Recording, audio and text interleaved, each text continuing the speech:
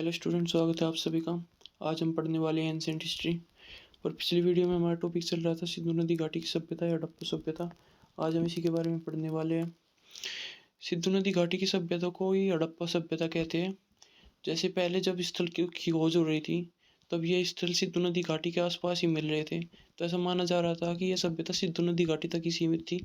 लेकिन बाद में जो स्थल है वह दूसरी नदियों के किनारे भी मिलने लगे, तो सिंधु नदी घाटी की सभ्यता कहना इसे उचित नहीं समझा गया और इसका नाम रख दिया गया हड़प्पा सभ्यता, क्योंकि हड़प्पा ही वो शहर था जो कि इस सभ्यता में सबसे पहली बार खोजा गया था। तो सिंधु नदी घाटी की सभ्यता को ही हड़प्पा सभ्यता कहते हैं। आगे बढ़ते हैं, सिंधु नदी घाटी की विशेषताओं के बारे में बात करते हैं। तो सिंधु नदी घाटी की दो मुख्यतः विशेषता थी। पहला यह शहरी सभ्यता थी। सिंधु नदी घाटी में जो भी स्थल मिले हैं वो ज़्यादातर शहर है। दूसरी जो इसकी विशेषता है वह है जल निकास प्रणाली, यानी कि ड्रेनेज सिस्टम, जैसे नालियाँ वगैरह। सिंधु नदी घाटी में जो नालियाँ वगैरह थी वो बहुत ही विकसित थी। आगे बढ़ते हैं, सिंधु नदी घाटी में ईंटों के बारे में बात करते हैं। तो सिंधु नदी घाटी में दो प्रकार की मुख्यतः ईंटें इस्तेमाल होती थी।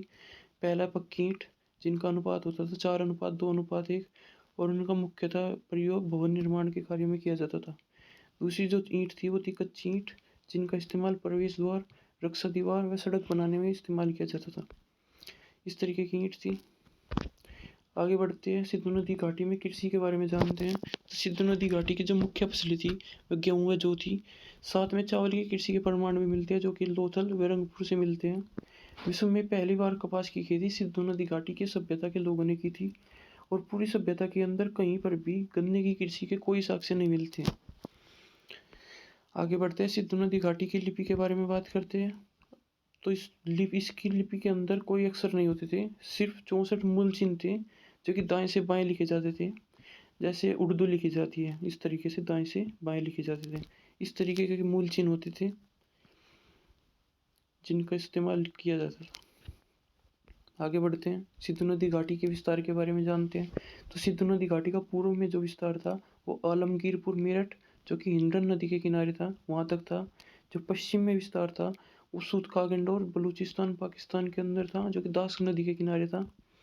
जो उत्तर में ये फैले हुई थी मांडा तक, मांडा जम्मू कश्मीर, जो कि चिनाब नदी के किनारे पर था। दक्षिण में है तैमाबाद महाराष्ट्र, जो कि गोदावरी नदी के किनारे था, वहाँ तक फैला हुआ था। अभी दिल्ली पुलिस का एग्जाम हुआ था जिसमें दक्षिण वाला भाग पूछा गया था कि कहाँ तक विस्तार था। इसका उत्तर था तैमाबाद महाराष्ट्र। आगे बढ़ते हैं, यह है मुख्य स्थल इसके। आप देख सकते हैं कि इसका विस्तार कहाँ तक था। आगे बढ़ते हैं, तो सिंधु नदी घाटी के पिछली वीडियो में हमने दो शहरों के बारे में बात की थी। सबसे पहले हड़प्पा की खोज हुई थी 1921 में, जो कि रावी नदी के किनारे पर स्थित था। रावी नदी सिंधु नदी घाटी की सिंधु नदी की सहायक नदी है, रावी नदी। इसके खोजकर्ता थे दयाराम साहनी हड़प्पा के।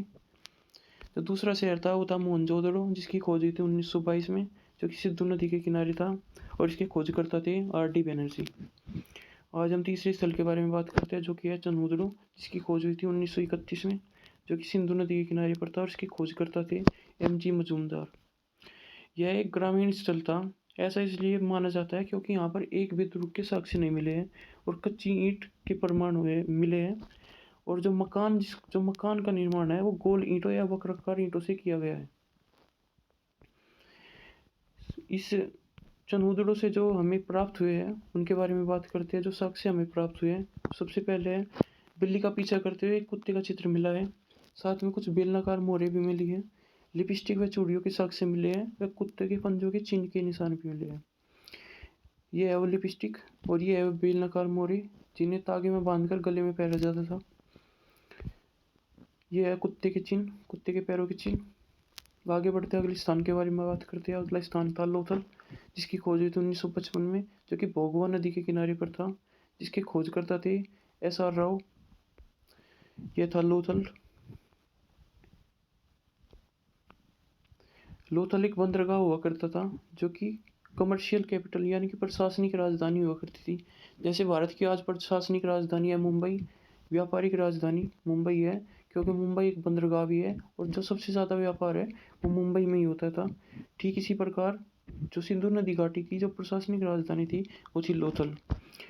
सिंधु नदी घाट यहाँ पर लोथल से पर्शियन करेंसी यानी कि जो फारस की मुद्रा है वो भी मिली है। फारस यानी कि आज का ईरान उस वक्त की सभ्यता के वहाँ पर जो है मोहरें मिली हैं। ये थी पर्शियन की सील, कल्प सील, जो कि लोथल से मिली है, जो कि फारस की मुद्राएं कहते हैं जिसे। आगे बढ़ते हैं। इस जगह से मिले हैं चावल के दानों के साक्ष्य, साथ ही घोड़े की अस्थियों के साक्ष्य और एक मम्मी के साक्ष्य मिले हैं। मम्मी आपको पता है इजिप्ट में होती थी, जहाँ पर कुछ जो जिंदा व्यक्ति के शरीर पर कुछ लेप लगा करके उनके ऊपर पट्टी बांध करके उन्हें एक कब्र में डाल दिया जाता था, उसी को मम्मी कहते थे। और यहाँ लोथल से भी एक मम्मी के साक्ष्य मिले हैं। अगला स्थान है कालीबंगा। कालीबंगा की खोज हुई थी 1953 में, जो कि घग्गर नदी के किनारे हुई थी और इसके खोजकर्ता थे ए घोष। कालीबंगा से जो चीज़ें हमें मिली है उसमें सबसे पहले है काली मिट्टी की चूड़ियाँ, उसके बाद है जुते हुए खेतों के साक्ष्य और हल के साक्ष्य। यह हुए काली मिट्टी की चूड़ियाँ और यह जुते हुए खेत जो हमें कालीबंगा से मिले हैं। कालीबंगा राजस्थान के अंदर थी और जो ये लोथल है ये गुजरात के अंदर था। साथ ही यहाँ से मिले हैं हवन कुंड या अग्निकुंड के साक्ष्य और अलंकृत ईंटों के साक्ष्य। अलंकृत यानी कि जब भट्टे पर ईंट बनाई जाती है तो जो ईंटें बेकार हो जाती है, तिरछी मिर्ची बनती है, उन्हीं को कहते हैं अलंकृत ईंट। साथ ही कोने बनाने के लिए एल आकार की ईंटों का इस्तेमाल किया जाता था, जो कि यहाँ से मिली है। एल आकार की ईंटों का इस्तेमाल आज भी नहीं किया जाता। आज भी वैसे ईंट कर कोने बनाई जाती है, लेकिन यहाँ पर एल आकार की ईंटों का इस्तेमाल किया जाता था कोने बनाने के लिए। यह अग्निकुंड इस तरीके के होते थे। अगला स्थल है बनावली। बनावली की खोज थी 1973 में सरस्वती नदी के किनारे और इसके खोजकर्ता थे आर.एस. बिष्ट। यह एकमात्र स्थल है जहाँ जल निकास प्रणाली विकसित नहीं थी सिंधु नदी घाटी में, क्योंकि सिंधु नदी घाटी की विशेषता थी जल निकास प्रणाली। अगला स्थल है सूतकाग इंडोर, जिसकी खोज हुई थी 1927 में दास नदी के किनारे और ये सबसे पश्चिमी भाग है सिंधु नदी घाटी का और इसके खोजकर्ता थे आर.एल. स्टाइन। अगला स्थल है आलमगीरपुर। 1958 में इसकी खोज हुई थी और ये हिंडन नदी के किनारे है। इसके खोजकर्ता थे वाई डी शर्मा। आलमगीरपुर मेरठ, जो कि सिंधु नदी घाटी का सबसे पूर्वी भाग है। अगला स्थल है रोपड़। रोपड़ की खोज हुई थी 1953 में, जो कि सतलुज नदी के किनारे है और इसके खोजकर्ता थे वही जो पिछले वाले के थे, वाई डी शर्मा। अगला जो स्थल है वो था रंगपुर। रंगपुर की खोज हुई थी 1931 में, जो कि मादर नदी के किनारे थे और इसके खोजकर्ता थे एम एस वत्स।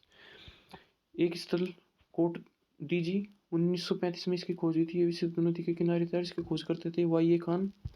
अगला स्थल है राखीगढ़ी, जो कि हरियाणा के अंदर है और 1990 में इसकी खोज हुई थी और सरस्वती नदी के किनारे ये स्थल मिला था और इसके खोज करते थे सूरजबान व रफीक मुगल।